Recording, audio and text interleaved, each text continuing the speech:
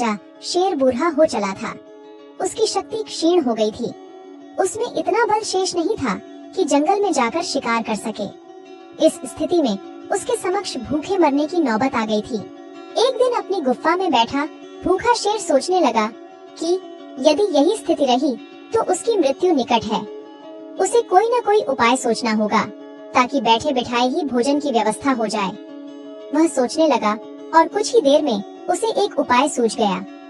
एक चिड़िया की सहायता से उसने पूरे जंगल में अपने बीमार होने की खबर फैला दी। जंगल के राजा शेर के बीमार होने की खबर सुनकर जंगल के जानवर उसका हालचाल पूछने उसके पास पहुंचने लगे। शेर इसी ताक में था। जैसे ही कोई जानवर उससे मिलने गुफा में प्रवेश करता, वह उसे दबोचकर मार डालता और छककर उसका मांस खाता। हर दिन कोई न कोई जानवर उसे देखने आता रहता और शेर को गुफा में ही शिकार हाथ लग जाता।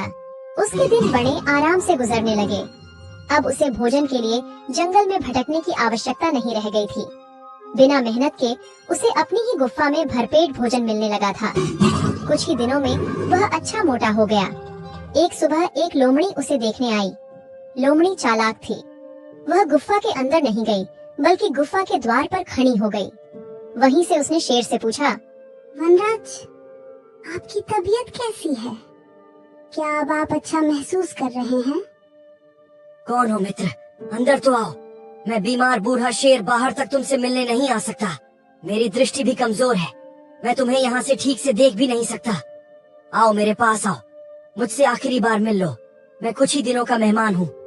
शेर ने फुसलाकर लोमड़ी को गुफा के अंदर बुलाने का प्रयत्न किया।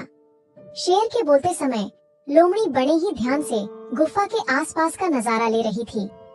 शेर की बात खत्म होते ही वह बोली, वनराज, मुझे क्षमा करें, मैं अंदर नहीं आ सकती। आपकी गुफा में अंदर जाते हुए जानवरों के पैरों के निशान तो हैं, किंतु बाहर आते हुए नहीं। इसका अर्थ मैं समझ गई हूँ।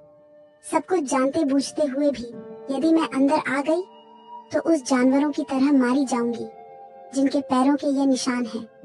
इसलिए मैं जा रही हूँ। लोमड़ी ने जंगल में जाकर बूढ़े शेर की करतूत सभी जानवरों को बता दी। उसके बाद कोई भी जानवर शेर से मिलने नहीं गया। इस तरह अपनी बुद्धिमानी से लोमड़ी ने न सिर्फ अपनी जान बचाई, बल्कि जंगल के अन्य जानवरों को भी शेर के हाथों मरने से बचा लिया। ये कहानी हमें ये सिखाती है कि बुद्धिमान व्यक्ति दूसरों की गलतियों से सबक लेते हैं। दोस्त, मुझे आशा है कि मेरी वीडियो आपको पसंद आई होगी, तो कृपया मेरे चैनल को सब्सक्राइब करना बिल्कुल न भूलें। हम आपके लिए नई वीडियो रोज लाते रहेंगे। Thanks for watching.